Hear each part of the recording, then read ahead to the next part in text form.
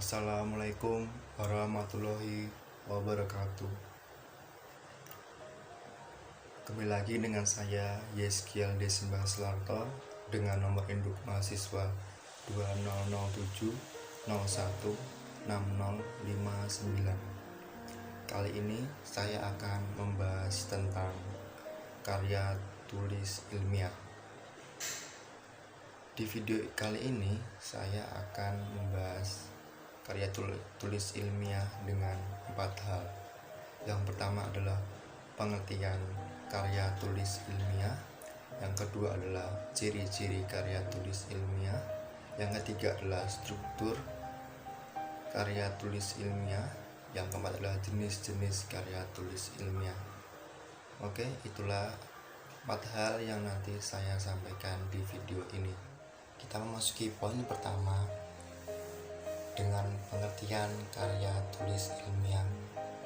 Oke, pengertian dari karya tulis ilmiah itu sendiri adalah karya tulis yang dibuat untuk memecahkan suatu permasalahan dengan landasan teori dan metode-metode ilmiah. Biasanya karya tulis ilmiah berisikan tentang data, fakta, dan solusi. Itulah pengertian dari karya tulis ilmiah. Sekarang kita memasuki poin yang kedua, yaitu tentang ciri-ciri karya tulis ilmiah. Ciri-ciri yang pertama adalah logis. Jadi, logis ini segala keterangan yang disajikan dapat diterima dengan akal sehat. Itu ciri-ciri logis. Ciri-ciri yang kedua, sistematis. Jadi, segala yang dikemukakan disusun dalam urutan yang berkesinambungan. Itu ciri-ciri sistematis. Ciri-ciri yang ketiga, objektif dan teruji. Jadi, disajikan apa adanya dan kebenarannya dapat diuji. Itu ciri-ciri objektif dan teruji. Ciri-ciri yang keempat, tuntas dan umum. Semua masalah dapat dikupas secara terperinci dan lengkap. Itu ciri-ciri tuntas dan umum. Ciri-ciri yang kelima, baku dan bebas plagiarisme. Jadi, menggunakan bahasa baku sesuai kaidah bahasa dan bebas plagiarisme. Itulah ciri-ciri karya tulis ilmiah. Adapun ciri-ciri tambahan dalam karya tulis ilmiah. Ciri-ciri yang pertama adalah reproduktif. Artinya, karya ilmiah ditulis oleh peneliti atau penulis harus diterima dan dimaknai oleh pembacanya sesuai dengan makna yang ingin disampaikan. Ciri-ciri yang kedua, tidak emotif. Penulis tidak melibatkan perasaan. Yang ketiga, tidak ambigu. Bahasa yang tidak membingungkan. Keempat, menggunakan kalimat efektif agar pembaca tidak dipusingkan dengan penggunaan kalimat yang berputar-putar. Yang kelima adalah menggunakan kaidah keilmuan. Penulisan karya ilmiah harus menggunakan kaidah keilmuan atau istilah-istilah akademik dari bidang penelitian si penulis. Itulah ciri-ciri karya tulis ilmiah yang saya sampaikan. Sekarang kita memasuki poin yang ketiga, yaitu struktur karya tulis ilmiah.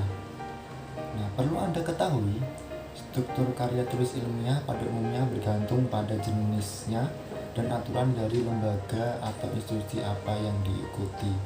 Jadi, setiap karya tulis ilmiah itu berbeda-beda.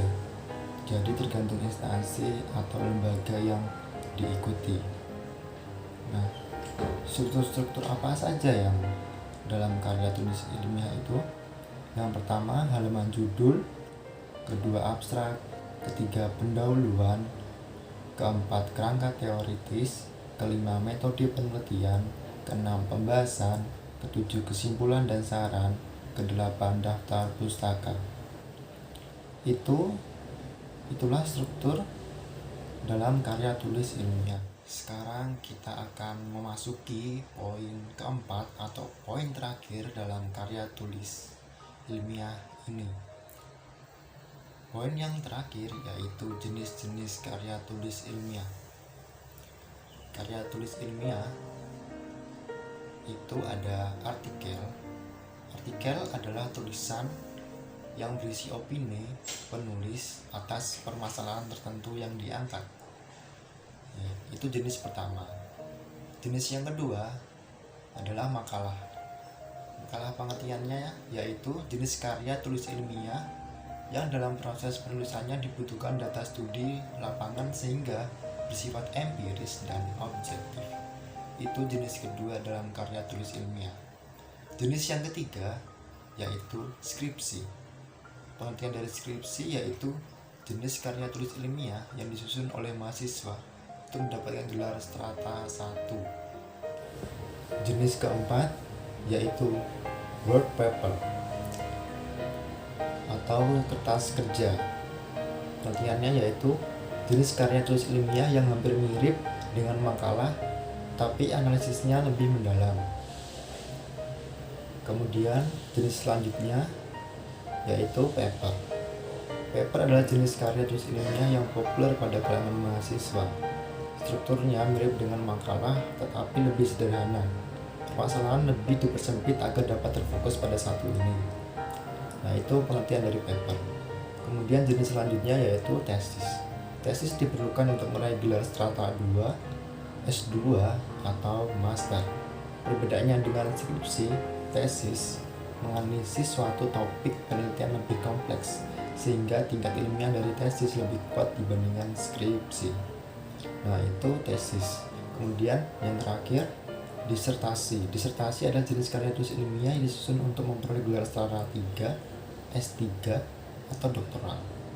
Itulah jenis-jenis karya tulis ilmiah yang saya sampaikan.